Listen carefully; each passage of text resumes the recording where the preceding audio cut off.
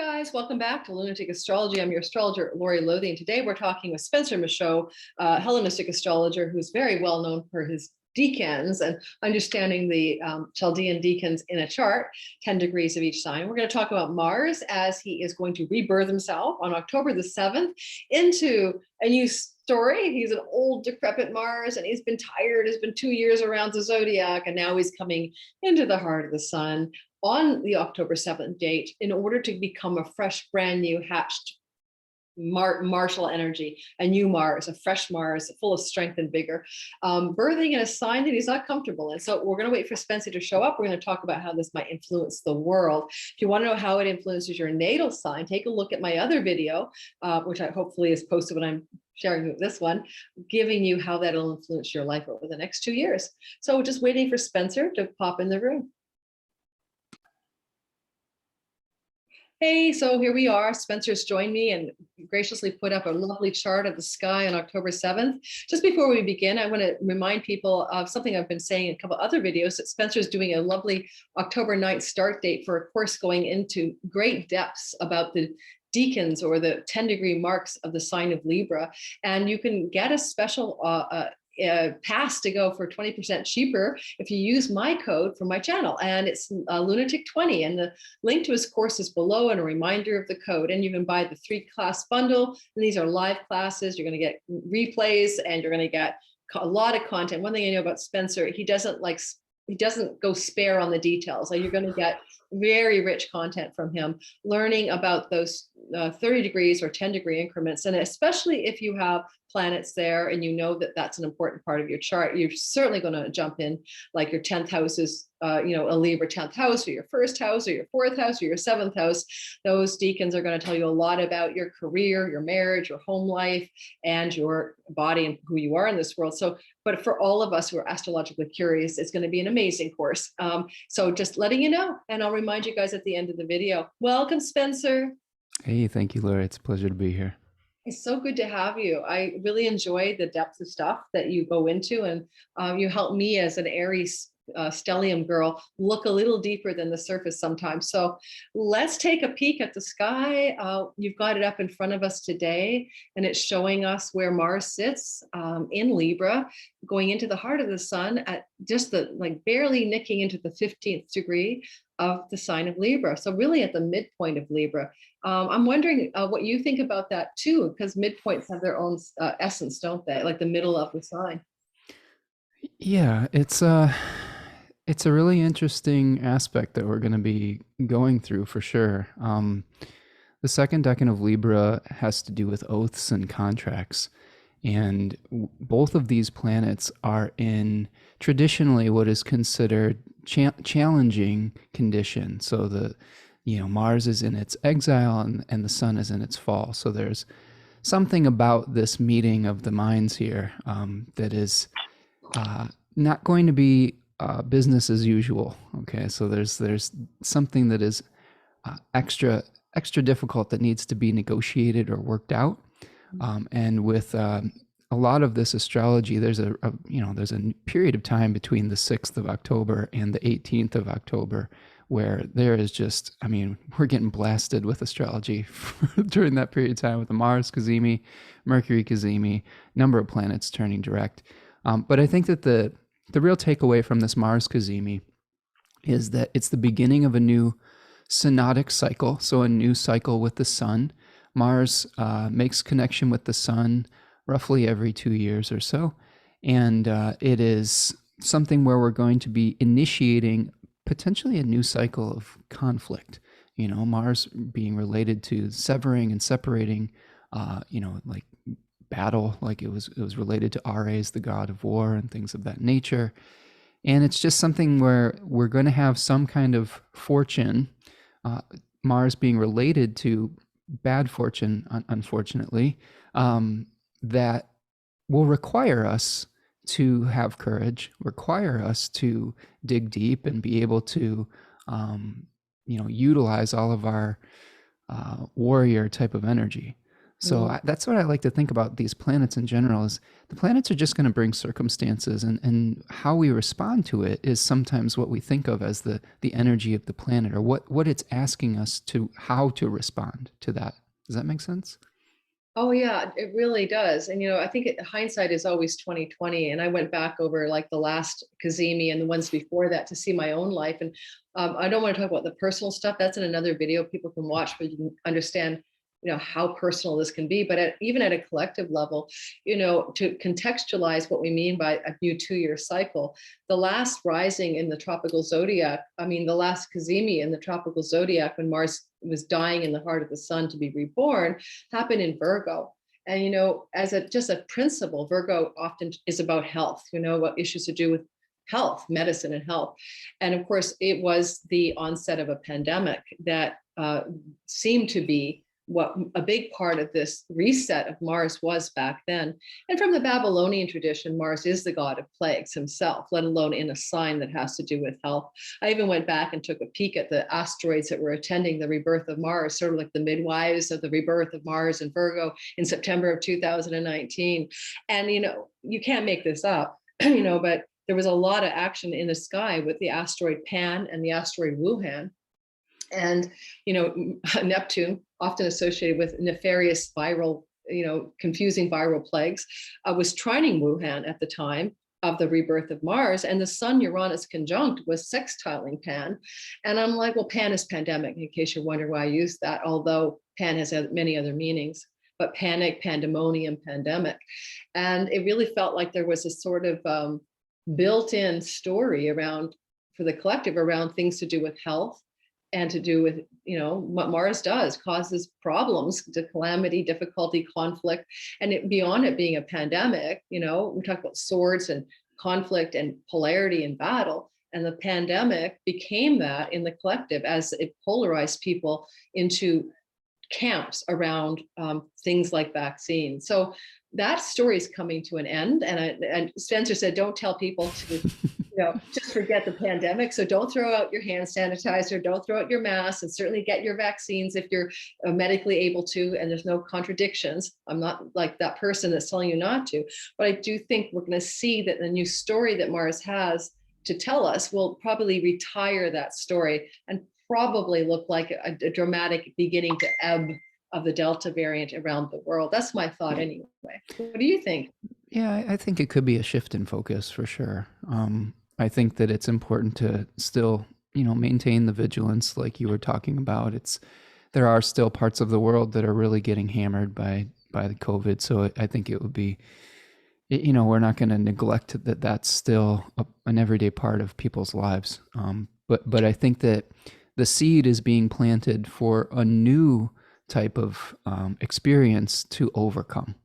And I think that that's, especially in the second, decan of Libra here, it is more related about the agreements, the oaths, the contracts, the negotiations, and potentially the breakdown of those agreements. And those are some of the things that we're going to be overcoming and trying to figure out what really is fair and what is just for both sides of whatever issue comes up.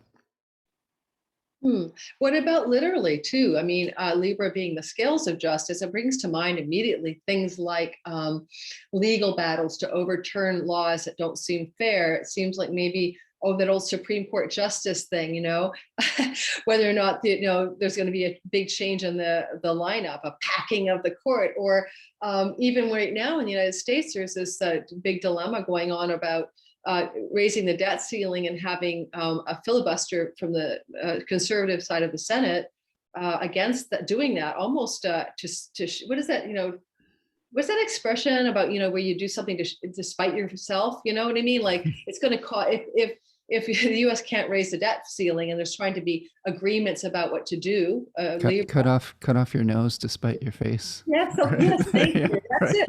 So Mitch McConnell in the United States is the leader of the Senate and a minority, and he's like basically forestalling the passing of this legislation to raise the debt ceiling. And if the debt ceiling isn't raised for the United States right now, it means that there's a forfeiting of the debt, which is going to potentially crash currencies and topple the markets and everything else, which may not be a bad thing actually, but I'm just saying that, Mars, conflict, disagreement, polarity, challenges in the sign of legislation, right? Legal law legislation can be really literal. And having Mercury eavesdropping on the rebirth, I like the idea that Mercury's like lingering around this birth of Mars, almost like I don't know, like maybe he's like because he's coming into the heart of the sun 2 days later on the 9th of October, 2 days after Mars has already been in the lap of the king or the throne room of the king and is on his way out. And in comes Mars. And I kind of think he's going to go like, well, I've been watching this thing. I've been watching this birth, and I'm going to go like check in and get all the goods of what just happened. Like, I think Mercury being so close here has some role in this, but I haven't quite figured out what it means in a real tangible way. What do you think? I think it's kind of cool. Yeah. I think that anytime a planet is coming into contact with the sun, or we're going into the heart of the sun, I think we get a moment of clarity. I think that the sun illuminates things. So I think that the Mars cazimi is going to illuminate potentially a new conflict. And then with Mercury going shortly afterwards, it may illuminate the types of changes or the types of communications or the types of adjustments that may need to be made to create resolution. Now, whether that'll be able to be manifested or not is anyone's guess, but I think that I think we're in for some very heated negotiations, especially with Mars and Mercury coming together. And this works out in people's personal lives as well. So I think that wherever Libra's in your chart, like, try to use your grace, try to be able to see both sides of an issue, and recognize that everyone's going to be wanting to fulfill their own particular agenda. And sometimes the nature of compromise is that we do have to give up something that we want to be able to create peace. One thing I wanted to add, Lori, is that this cazimi and the new moon that happened right before it is very close to a fixed star called Algorab at about 13 degrees of Libra. And that fixed star is associated with the story of a crow that was given the sacred task to fill the cup of Apollo, like this very sacred vessel. And so that it's basically like you've got this divine job that you've got to do. And he actually failed in that task because he got distracted by these earthly delights like figs or shiny objects. And instead of owning up to the failing, he blamed that on the Hydra, the sea snake or the sea serpent. So there's themes of like not taking responsibility, pointing fingers at others, and getting distracted from what the real important issue is. And I think that really is something that I'm thinking about a lot with this whole debt ceiling conversation that's happening here in the States. Is they have one job, and that's to keep the government functioning. Mm-hmm. And they're getting distracted by all these other things that they want included in this deal. And they may be failing to fulfill that sacred task of just keeping a functional government. And then all the fingers are going to get started to be pointed at everyone else. And I think that the key with all of this is to take responsibility for your, whatever it is that is your responsibility right now, or your type of part of the bargain. You have to be able to fulfill that duty. And if you make a mistake, it's important that you own the mistake and that communication is clear. And it's really important not to get distracted by issues that aren't central to what you're trying to achieve. Yeah, that's a really good point. I do believe it's the same star that Mars was rising against when he became visible in the sky, because he became visible in 2019 against that star in Libra because he was born in Virgo. And so, I remember one of my Babylonian astrologer colleagues pointing that out to be a malefic on a malefic, with a difficult star with the crow element on a malefic Mars plague god. This time he's Yeah. being born against the same malefic space that he rose into visibility in last time. So that's another interesting piece of it. But the other thing I think about when you talk about, fingers pointing in all directions, but no one paying attention to the fundamental purpose of being in legislative places, to keep the government running, is that, during this Mars in the United States Sibley chart 11th house, there is that square to the second house of Capricorn where Pluto's sitting. And Pluto, wow, like Pluto is, it's a Pluto return for the United States February next year, at the beginning of the Pluto return in earnest. And I feel like it's like literally the house of finance, really the house of money, the government's money, the people's money for the nation is second house money. And there's this banking is Capricorn, right? Banking systems and government systems as well. I feel like as well, I'm just going to say it. I don't know why this is not a typical Mercury Cazimi truth, but it feels to me that this is going to look like an announcement by the king, which would be in the United States, the president, some kind of announcement coming after the 9th of October, within a short time after, when Mercury spits out of the middle of the Cazimi, that is going to be very, very challenging around, the financial problems in the United States. I don't know what it is. It's that square to Pluto in Capricorn that's got me concerned. Yeah, and I've pulled up the U.S. Sibley chart on here. And this was actually a conversation I was having with a guest that I'm going to be having on my channel tomorrow, Melissa LaFara. I don't know if you're familiar with her and her Energetic Principles podcast. Check her out. But we'll be talking about the new moon in Libra. But her and I we're having this discussion about exactly the issues that you bring up. And you can see that the United States Saturn, Saturn is on the United States South Node, which is the ruler of its second house of money. So something is in South Node being considered a drain of sorts, where energy is leaving. Things are going out of form and returning back to the heavens or the cosmos. And you can also see that this Mars Cazimi is happening right on the United States Saturn. One thing that Melissa pointed out, and I want to give her credit because she pointed this out to me, was that the rising degree of the ascendant when 9/11 happened was 14 degrees of Libra. So a similar space that we're going to be seeing this Mars Cazimi happening. So times where the United States really had some challenging things to overcome, especially because Saturn is hanging out in that space. And there's always going to be a need to bring things back into equilibrium after an imbalance, after an excess. This is what Saturn is really good at, the contractions that bring things back into harmony. I think that's really one of the secret meanings of Saturn. And again, we're have a Mars conjoining that area. So think about it like this. If Saturn is really keeping the agreements and binding us to the oaths that keep society functioning, when you put Mars and the Sun there, you are going to both highlight some of the challenges of keeping those agreements together, and Mars is coming in and cutting it all up, right? That's really the essential nature of Mars. It's severing us from the binding agreements that we have had that keep society functioning with some kind of equilibrium. And so, yeah, the square to Pluto, I mean, this is really, part of the United States Pluto return as well. That Pluto in third decan Capricorn is getting lit up by this whole Libra stellium of planets here, with Mars, the Sun, and Mercury all taking turns squaring it. Mercury actually twice.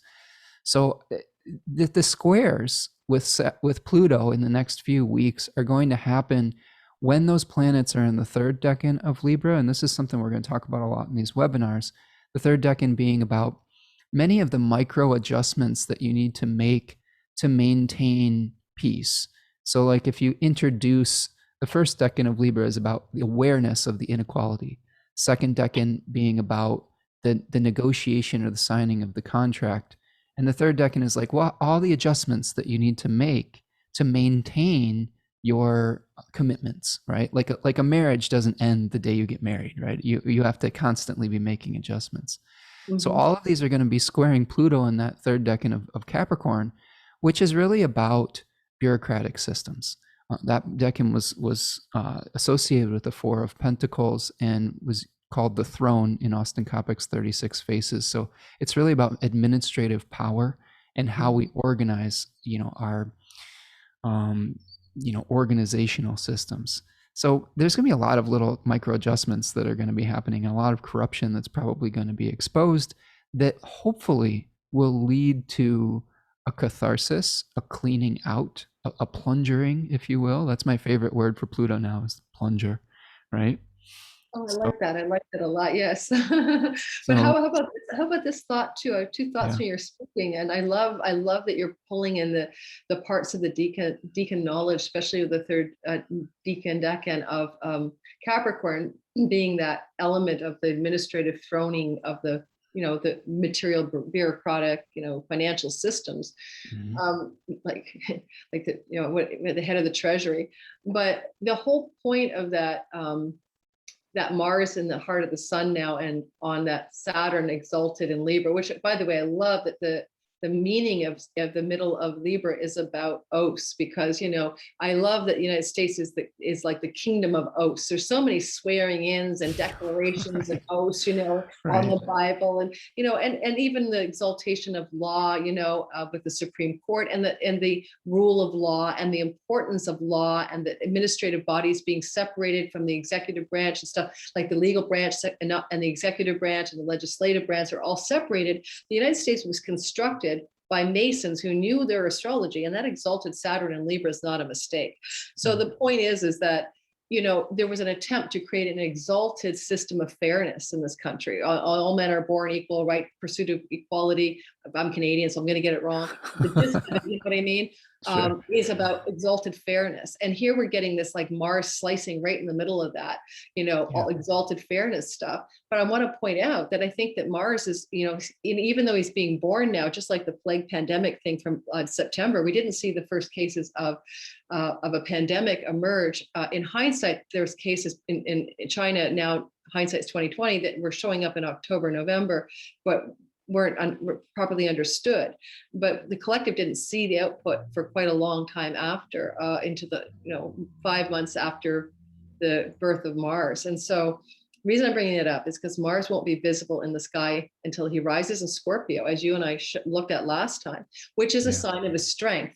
Sometimes you want Mars to be strong. Do we want him to be strong this time? He's actually birthing to visibility and strength, whereas he birthed into visibility and detriment last time. So maybe there is a hope at the end of the tunnel, but where I'm going is simply that some of the seeds that are planted now of what's really this is truly about, I don't think we're going to see them truly and understand them at least until Mars is visible again Right. in the third week of November. And here's that chart on November 22nd.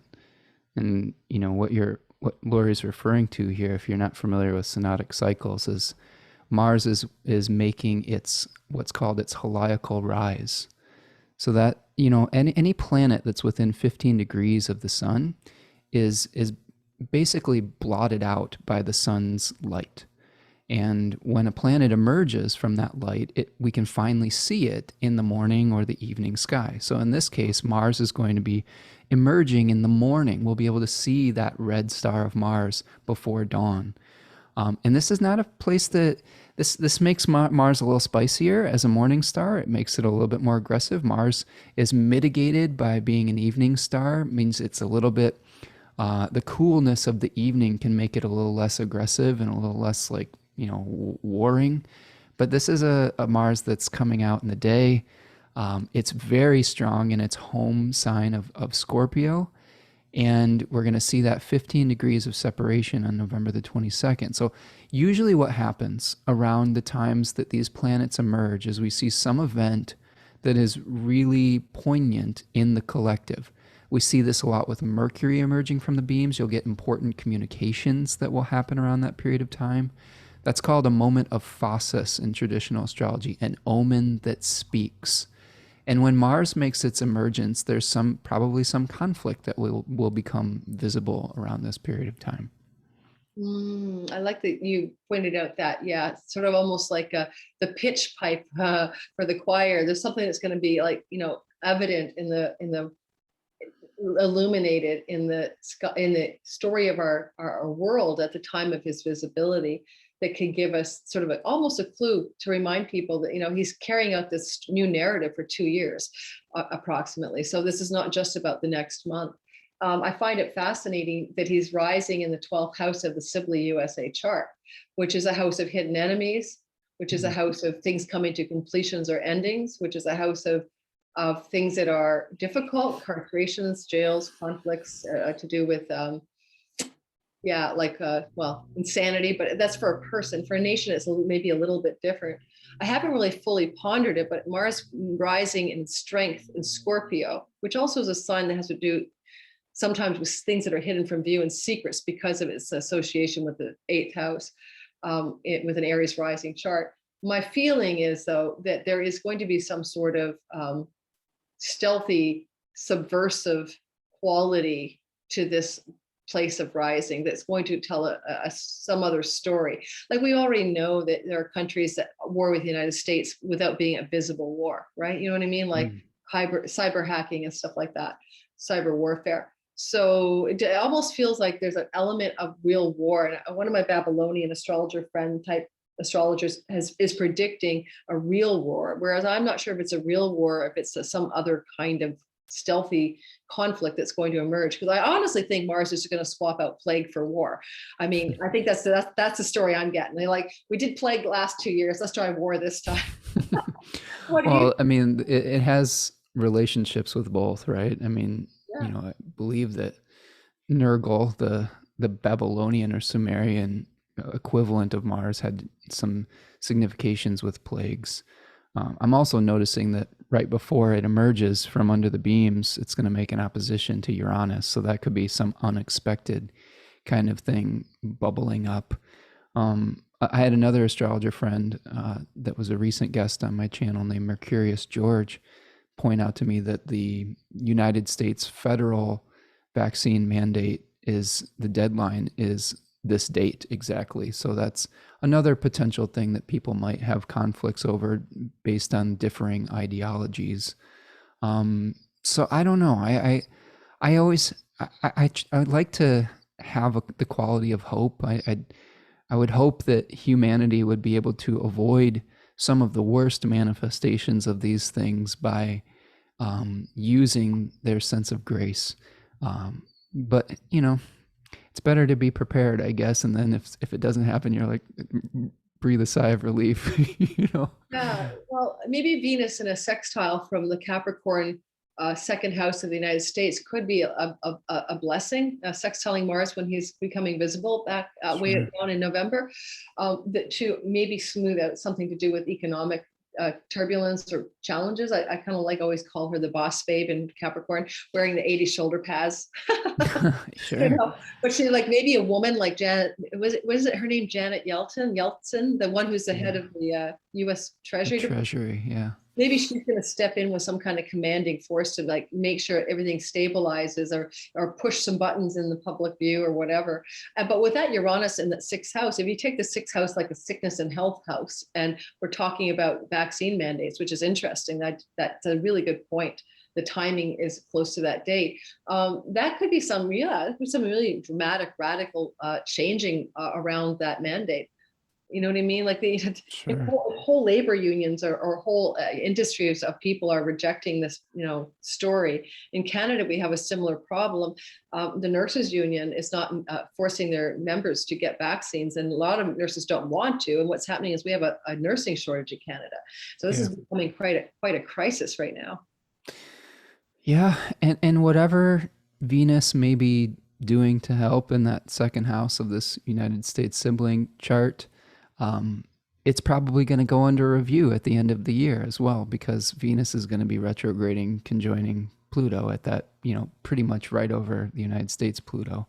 Mm-hmm. So less than a month after this, Venus is going to retrograde. I which believe is I believe she's stationed on Pluto around Christmas Day. yeah, it's I think it's the 19th, but it's close. Yeah, Oh, well, something like she's stations on the 19th. Oh, you're right. She stations on the yeah. 19th. Yeah, to go into. Okay, you're right. It's the 19th. Yeah. But it's yeah, there's like I said, there's definitely people who are very committed to whatever side of the um, what they perceive as the truth. And when you have people that get into these inflexible positions, that's when real conflict starts. And I think that a lot of what Libra represents is the ability to meet people halfway.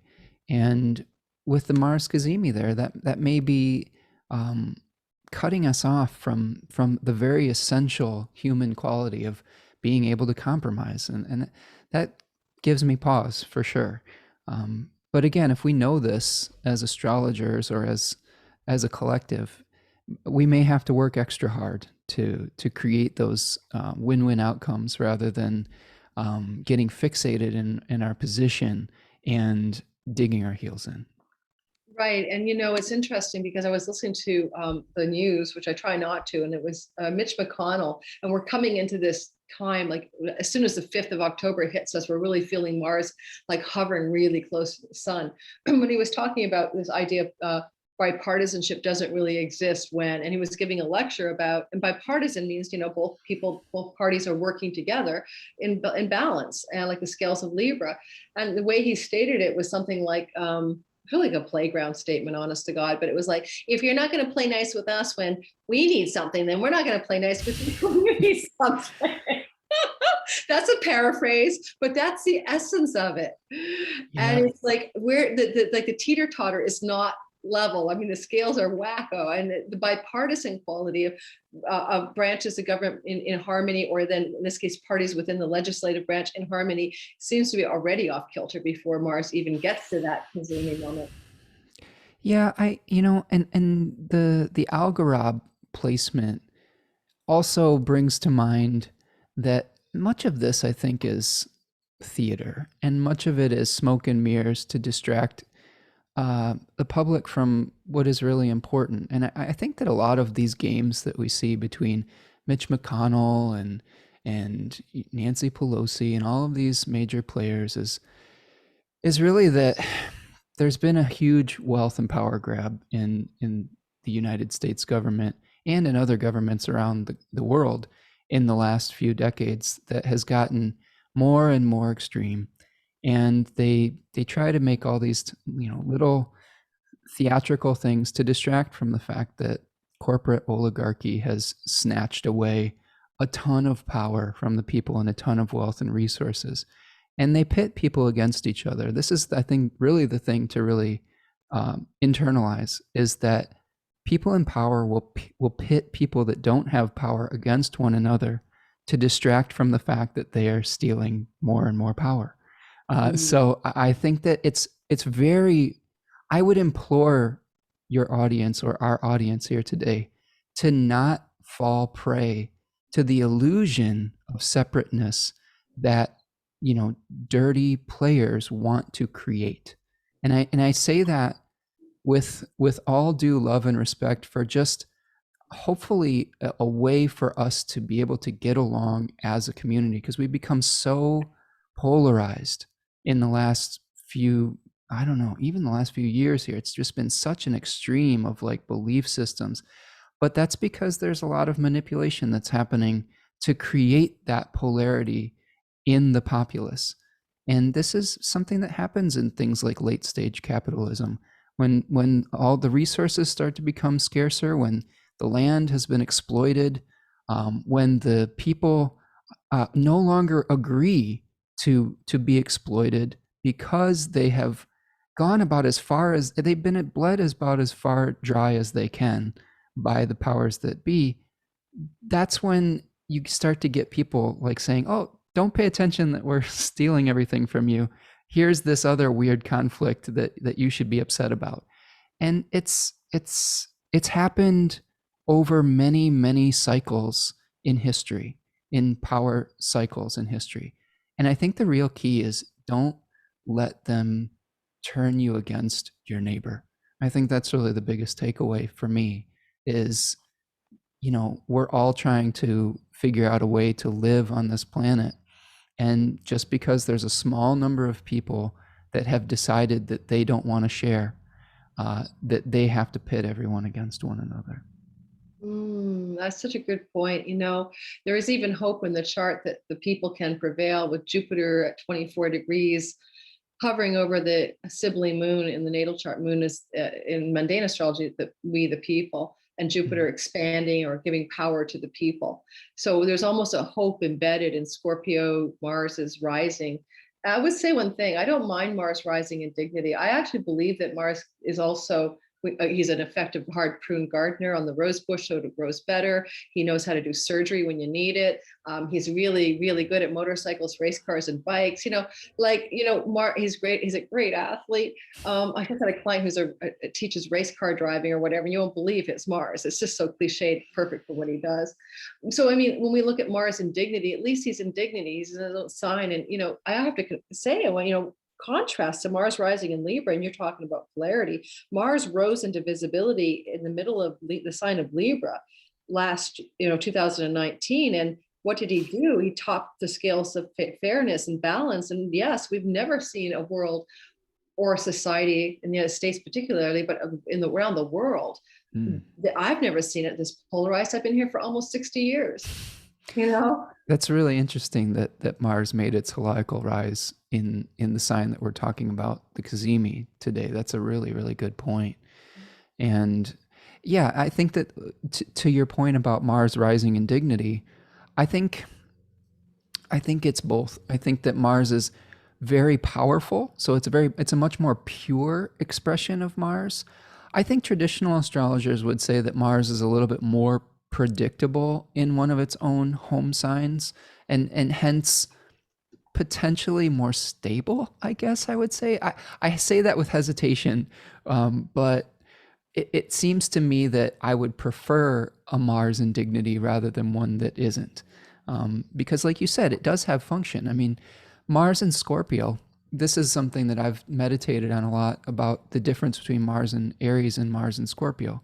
Mars in Aries severs and separates an individual consciousness from the collective for the purpose of infusing into a body and becoming a unique point of light. The opposite is true for Scorpio, where Mars is severing from the body, consciousness from the body, so the body can return to the earth and the consciousness returns to the collective. We can see this in a northern hemisphere type of experience where, we have to plant the seeds and dig the earth up so that it can grow something material.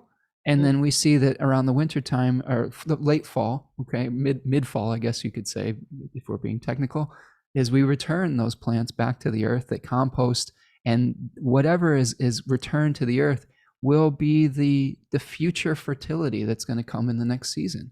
It's the future soul that's going to be born. It's the future plant that's going to be born.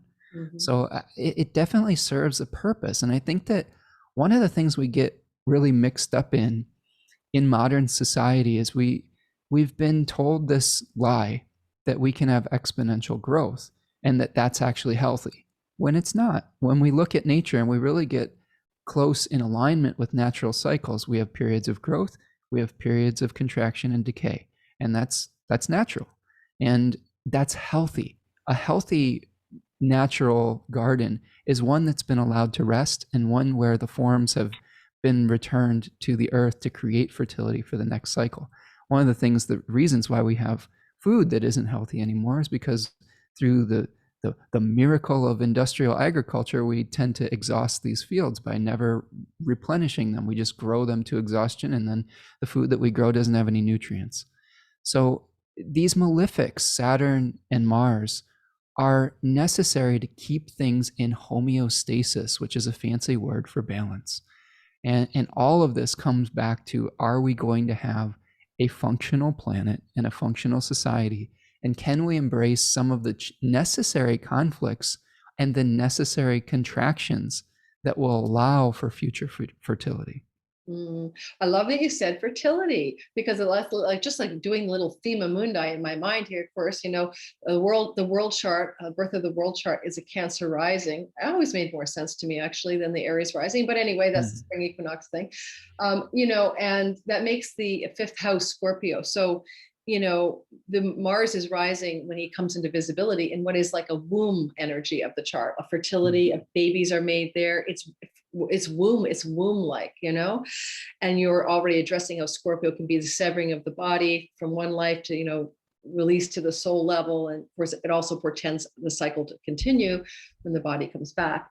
So I just kind of like that vibe when I think about Mars in Scorpio and rising in the Thema Mundi world chart in the fifth house, because it almost says there's a auspicious rebirth, but yes, through decay and endings, and a 12th house rising in the United States can be a completion or an ending of some cycle. So we do need all those leaves to fall off the tree, so that then they compost into the ground and create more fertility for the roots of that tree, that then inspires the tree to a new spring and a new beginning. And with the United States in particular, but this affects the whole world, going through its Pluto return over the next 2 years, 22 and 23, 2022. And we're looking at the United States having its own death and rebirth. So this Mars is very much over the next 2 years, a part of that US death and rebirth, a cycle that empires go through on their every 250-year Pluto return. That's right. May we live in interesting times, eh? Sometimes I wish they weren't so interesting. Sometimes I just wish for peace and for being able to just, take a nice walk in the woods. And I just want to be living during the time. I want to be living during the era where we were actually in the age of Aquarius, so to speak. And that old Coca-Cola song from the 70s, I lived through it, where they're all people of color and stripes are swaying together, singing the mantra song for Coke, or it was Coke. I want to see the world, saying a song in perfect harmony, as apple trees and honeybees and snow white turtle doves. It's a real thing. Coke is okay. Now, yeah, and I don't know if that ever really exists or existed. It was so 1970s flower child, yeah, blah blah blah. And I lived through that era of all that hope. And in the 70s, we believed we were saving the world. Okay, one non-littering moment at a time. The big mantra was "Don't litter." That was going to save the environment. I mean, that's how sweetly naive the 60s and 70s were, right? Don't litter. That's the solution. Yeah. Well, and not littering is good, but it's not enough, and we're seeing the repercussions of that right now with the climate crisis that we're really facing. That's the big elephant in the room. Say what you will about financial markets, COVID, all of these things, but it really comes down to, are we going to have an inhabitable planet within the next decade or two?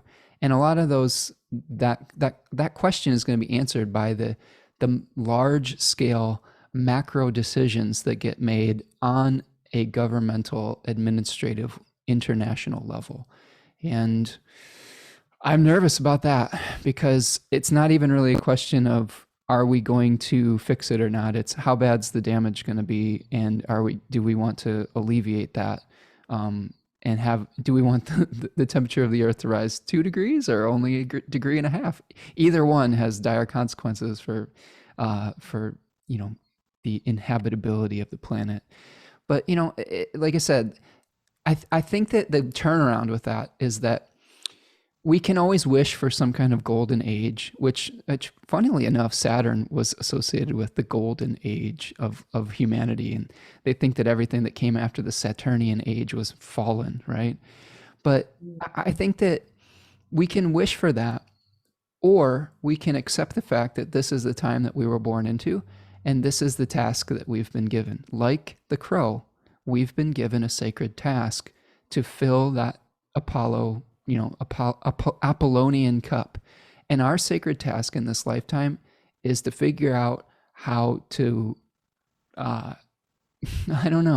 live in a more symbiotic relationship with the natural cycles of this planet. And it's not about, let's go live on another stupid planet. That's what the billionaires want to do. They're like, let's go live on another planet. It's like, no, we've been tasked to to be responsible stewards of the planet that we have. And Yeah. that may be our life's purpose as a collective right now. And if we know that that's our, um, like Gandalf said, right? We can't always choose the times that we're in. I'm thinking about the Lord of the Rings where Frodo goes to him and say, "I wish it wasn't like this, Gandalf." I'm not quoting him directly, but why couldn't it just be a different time? And Gandalf's like, we don't get to choose the times that we're born into, but we get to choose how we respond and what we do about it. And this is a period of time that's really serious and really challenging. But we are souls on this earthly plane right now because we are, I think, capable of making the necessary changes. That's my hope. That's where I get idealistic, right? And I think that it's going to take effort, though. It's not just going to happen. You have to like make it happen, Yeah, right? you know where it's going to happen. That's the key to this chart we're even looking at. Is that synodic cycle of Jupiter, Saturn every 20 years or so, 19 and a half, coming in to get together in the sky, happened December 21st, 2020. And that great conjunction occurred in Aquarius. Now, I'm not saying the United States is a be all end all of the world, but it did happen for the US in what is a third house. And that's where the moon is. So in Aquarius, it's kind of we the people. And opposite is the legislative branches, the government, the courts, the ninth house. So we're looking at the third, ninth house axis. So I kind of feel like, traditionally that's an initiation of 20 years, next 20 years, where there's a lot of attention and a lot of possibility in the third house of the US government, US people, US world. And I think it's like, what?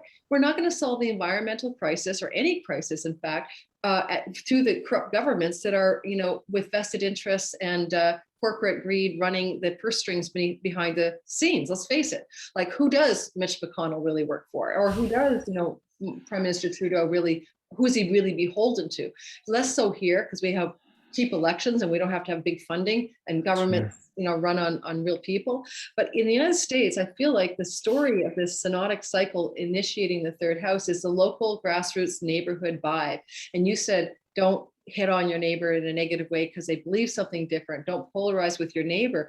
That's a distraction. That's like, Yeah. let's get them all fighting with each other, like you said. And so I feel the hope in the chart here too, is that, over the next 20 years, let alone the next 2 years, because that's the Mars cycle, is that there is power with the people and the people can begin to affect the changes that the government can. And it's just why labor unions exist. They exist because the people, called the workers, banded together to create power by consolidating them as a power block.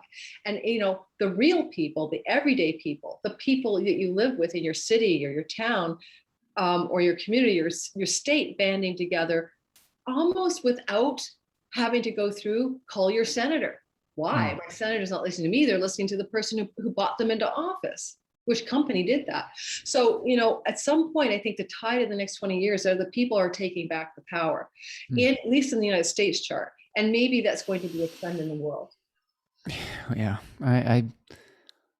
it's a lot to process for sure. And I guess I'll say this too, when our Canadian brothers and sisters are starting to get alarmed, we should pay attention because you all have like, I think that a lot of the idealistic things, the idealism of some, more, I guess, progressive Americans look to Canada like, oh wow, it's this magical land, of moose and honey. But when the Canadians are like, hey, wake up, you idiots. Like we should probably like take, You mean take a when good, Canadians stop being polite to their American brethren and right, sisters? exactly. Like, and truth be told, I totally understand Canada's going through its own reckoning on some level, especially with some of the challenges with the indigenous schools and all of those issues that are in the news regarding that. And I think that this is a global issue. It's not just an American issue. It's not just a Canadian issue or whatnot. But I think that it's a really important moment in history, and you can make change by banding together with people. That's really the key. You're not going to make change by just going out there and holding one sign. But if like 10,000 people go out there and hold a sign, or more importantly, refuse to participate in the whatever the corrupt system is. And part of that is voting with your dollar. You know, part of what you can do as an individual is, you know, if there's something, there's like a company, for example, that we've seen this over the last few news cycles, where if a company isn't, you know, supporting something ethical, people boycott it and they stop buying that product, and oh, magically that company shifts their ethos overnight, because that's what they're motivated by. They're motivated by making money. And so vote with your dollar. You know, vote, that's important. Like, protect voting rights. That's another thing that's coming up in America that's really a huge, like, I think that's one of the hidden 12th house things that we are talking about here with Mars. Is one of the big plays in America right now is because some of the conservative majority realizes that their entire party isn't actually serving anybody but a small, tiny, oligarchical, you know, handful of people. They're realizing that they can't win elections unless they change the rules completely, through gerrymandering, through denying people the right to vote. And these are really important things moving forward, especially in America, if we want to keep even the illusion of democracy alive, is making sure that people have access to actually free and fair elections. I think that's probably step one, right? And again, I watched Joseph Campbell last night. This is one thing I'll leave on for the most part. Is Joseph Campbell is a mythological expert, or he was, and he had a series called The Power of a Myth with Bill Moyers. And he was talking about this issue that we were talking about the collective feeling so powerful and maybe losing hope about what can we do. And he was talking about the old axiom, as above, so below, as within, so without. And sometimes when we are able to be the like heroic in our own lives, as far as like coming into alignment with our dharma and purpose and being awake, we are changing the world, you know, by being the best individual that we can be, by being kind to one another, by doing our part. We are contributing to the collective. And if more people did that, it would make the tide would turn. So there is individual things that you can do. The first thing you can do, I think, just in these times, just be kind to one another, especially on social media or whatever. Don't get into pissing matches with people over things that are inconsequential. Treat other people with respect. That alone, that small action can change the course of a nation, a history, or whatnot. So maybe that's part of how to use this Libra energy, is you have some grace, have some social graces. And this is something I think that Americans in particular can learn from our Canadian neighbors to the north, is sometimes politeness does matter. Sometimes that actually is a really important value, you know, like it's our superpower. yeah, I love it. I love it. Please, thank you. I'm sorry. Oops, my fault. Sure. We're always a joke about Canadians always taking the blame for something they didn't do even. You know, to finish us up then, I think that what we stumbled into here, like we're talking about one of the most important Mars risings that we're going to see in a long time, and Mars Cazimi, both of them are always connected. Mars dies in the heart of the sun and then scoops out a little light again in the sky, this time as a morning star, about a month later. And I think that because it's dovetailing so intensely with the USA actual Pluto return years of 2022 and 23, and we're going to see a lot of change. And as we've kind of hinted, maybe around a law and legislation and justice as well, including fair voting rules and regulations. Maybe some big changes in the Supreme Court over the next 2 years, with Mars, maybe a big shift in the actual Supreme Court, even though they're not supposed to leave until they die. I don't know how that's going to happen, but changes in the Supreme Court. And the last thing I kind of intuit, but I don't know how to put it into words. It's sort of like it's sort of like I feel like there's going to be such calamity, perhaps, around things to do with the markets, the unsustainability and lack of fiscal responsibility that's ongoing in the U.S. government for their own balanced budget, lack thereof. and energy prices escalating right now, although that will change when we get electric cars going. I kind of feel like there's a bad perfect storm coming that's going to look like a bit of a recession or some sort of economic instability over the next 7 months. And what I feel about that is that I think there may be some groundbreaking new legislation passed. It's a more visionary legislation, a little bit like after the Great Depression, when there was legislation that allowed for social safety nets for people. So that's not that legislation that's been done. There's just something coming through, but I don't know what it is. It's going to just change the face of the way the United States is operating with regards to its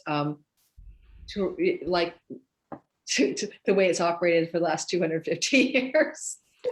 Well, it's not functional right now. So, I mean, that's, and it's been various levels of dysfunctional for its entire history. So I think that Pluto returns and empires are reckonings, and the massive amount of wealth in this country was created in a way that was fairly corrupt.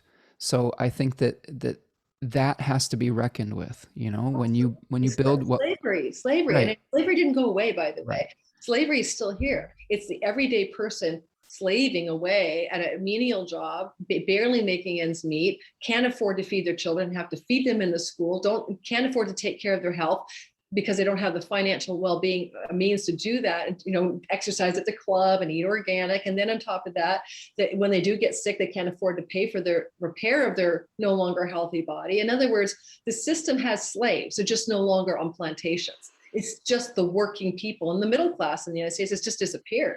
It's like there's no middle class. There's the vastly wealthy, and then there's everyone else. Yeah, Do I sound like that's a lot to unpack. I don't know if I can make a blanket statement that what we experience today is the same as chattel slavery, but oh boy. But yes, I think there's some of the Nordic countries where they give people a living wage every year, no matter what, and then they can follow their true calling. I mean, I do agree with you that there are some forms of servitude that we have fallen into through debt slavery, like you could call it that, through being in debt, through like mass incarceration. That is also a way that energy has shifted form, through medical debt and not providing basic services to people. I mean, well, yeah, you have socialized medicine up there. I mean, we would kill for that. I didn't want to diminish the horrific suffering of actual real slavery, but there's an indentured population, and they're indentured to the banks, to their credit card companies. They're indentured. They're not free. And just in terms of personal debt, you see it's an indentured population. So even no one owns their home. The bank owns the home. The bank owns your home. The bank owns you. You just happen to be paying the bank to have your home. Most people don't own their home. So it's just that whole system, which is corrupt, is crumbling. That's what I'm saying. It's a capitalistic corporatocracy crumbling down around everybody. And on that happy note, we're going to finish up today. Yeah. Sweater to honor Mars today. Yeah. I've got my green Venus. We're balancing each other out. Yeah, I just think that a lot of this might be just a maturation process, because a lot of the illusions because America is a very young country, the illusions of youth are starting to melt away, and we're coming to terms with the fact that we're going to have to grow up a little bit, and we're going to have to be a citizen of the world in an adult fashion rather than a young person or a teenage fashion. And I think the world will be better for it. Yeah, that's a great way to put it. I agree with you. It's time for the United States to get out of its swashbuckling, robust spaghetti Western mode and into its maturity, and join like the elder nations, which of Canada is not one of them, but we just tend to be polite. Okay, that was fun. Thanks, Spencer, so much. And I'm going to end the recording now, reminding people, as I did in the beginning, if you want to go deep into wisdom about the decans of Libra and understand, especially if you are somebody with Libra placements in your chart, that would even be more juicy. But if you're an astrologer with curiosity and want to understand how to harness the knowledge, and we barely touched on some of the depths of the meanings, there's a tarot card that goes with each decan, right? And then there's underpinnings of all kinds of symbology, and there's connecting points from a decan of one sign to another one. Like there's other ways that it all interlaces. So if you study with Spencer, I'm sure you're going to learn that. I don't know that stuff. I just know enough about it to know the gist. So a lot of stories, a lot of mythological stories and archetypes. So we do I might be jumping aboard just to learn more. I have done the stuff with Austin Coppock a few years ago. His own course that he created, but I don't remember much of it now. That was in 2019. Yeah. Alrighty, guys. Thanks for listening, and check out all the stuff below. Jump in with Lunatic 20 and all the information below if you want to learn from Spencer. I guarantee you will learn from Spencer. All right. Thanks, Spencer. Have a good day. I'm going to end the recording so we're both out of here because I've got a phone call. I've got to take it in about 5 minutes. Gotcha. Ciao, ciao. All right. Thank you.